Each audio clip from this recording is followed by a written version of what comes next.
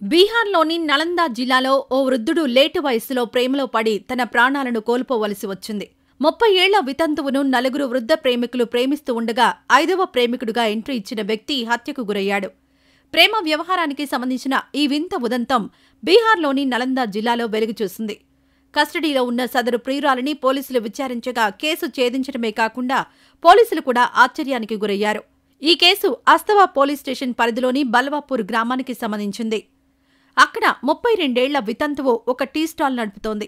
ఆమె ఒకరికి తెలియకుండా ఒకరితో వివాహేతర సంబంధాలు మొదలుపెట్టింది. ఇక అలా నలుగురితో సంబంధాలు మెయింటైన్ చేస్తూ ఉండగా ఈ కథలోకి 70 ఏళ్ల త్రిపిత్ శర్మ కథలోకి ఎంట్రీ ఇచ్చారు. శర్మ కూడా ముందువారిలాగే తనను ప్రేమించమని ఆమెను అభ్యర్థించాడు. దీంతో ఆ మహిళ మిగతా ప్రేమికులకు కోపం వచ్చిందని చెబుతున్నారు. దీంతో అందరూ కలిసి 5వ వృద్ధుణ్ణి నిర్జన ప్రదేశానికి పిలిచి హత్య చేసేందుకు కుట్ర పన్నారని బీహార్ షరీఫ్ డీఎస్పీ డాక్టర్ షిబ్లీ నోమాని తెలిపారు. ఆ మహిళ నలుగురితో కలిసి శర్మను అక్టోబర్ 19న నిర్జన ప్రదేశానికి పిలిపించి ఆ తర్వాత శర్మను కొట్టి చంపి మృతదేహాన్ని కొత్తగా నిర్మిస్తున్న కమ్యూనిటీ హాల్లోని వాటర్ ట్యాంక్లో పడేశారని పేర్కొన్నారు. అలాగే అతని ముఖాన్ని గుర్తుపట్టలేని విధంగా రాయితో చితకబాదారు. ఈ క్రమంలో ఈ ఘటన జరిగిన 2 రోజుల తర్వాత పోలీసులు మృతదేహాన్ని స్వాధీనం చేసుకున్నారు. శర్మ కుమారుడు మిథ్ కుమార్ అదే రోజు అస్తావాన్ పోలీస్ స్టేషన్లో తన తండ్రి హత్యపై ఎఫ్ఐఆర్ నమోదు చేయించాడు. పోలీసుల విచారణలో మృతుడు అస్తావాన్ పాలిటెక్నిక్ కళాశాల సమీపంలోని టీ స్టాల్లో తరచూ కూర్చునేవాడని తెలిసింది. అదే సమయంలో మృతుడి మొబైల్ ఫోన్ పోలీసులకు లభించలేదు. ఫోన్ స్విచ్ ఆఫ్ వచ్చింది. నెల రోజుల తర్వాత ఫోన్ ఓపెన్ చేయగా అప్పటికే నిఘా ఉంచడంతో ఆ మెసేజ్ పోలీసులకొచ్చింది. వెంటనే సదరు మహిళ నుంచి మొబైల్ను స్వాధీనం చేసుకున్న పోలీసులు ఆమెను అదుపులోకి తీసుకుని విచారణ ప్రారంభించారు. పోలీసులు కఠినంగా విచారించగా ఆ మహిళ ఓపెన్ అయింది. విచారణలో అక్టోబర్ 19న ప్రియురాలు, ఆమె 4 ప్రియుళ్లు, 5 మోసపూరితంగా 75 ఏళ్ల త్రిపిత్ శర్మను నిర్జన ప్రదేశానికి పిలిచారని, ఆ తర్వాత హత్య చేశామని అంగీకరించారు. నిజానికి అతను ప్రపోజ్ చేసినప్పుడు సదరు మహిళ ఒప్పుకుందని, దీంతో అతను ఆమె ఇంటికొచ్చి వెళ్లడం ప్రారంభించాడు. ఈ విషయం మిగతా 4 ప్రేమికులకు ఇబ్బంది కలిగించడం ప్రారంభించింది.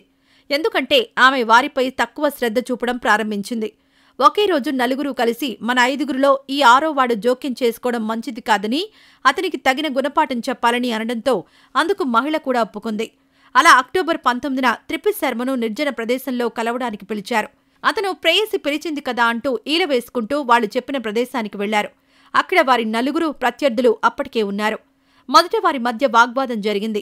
ఎవరూ వెనక్కు తగ్గడానికి ఇష్టపడలేదు. దీంతో 4 కలిసి అతన్ని చంపేసి వాటర్ ట్యాంక్లో పడేశారు. సదర్ డీఎస్పీ డాక్టర్ షిబ్లీ నోమాని మాట్లాడుతూ ఇలాంటి కేసు తన ముందు కనిపించడం ఇదే మొదటిసారని అన్నారు. పోలీస్ బృందం బాగా పనిచేసిందని, ఈ కేసులో మహిళ సహా 5 నిందితులను అరెస్ట్ చేశారని అన్నారు.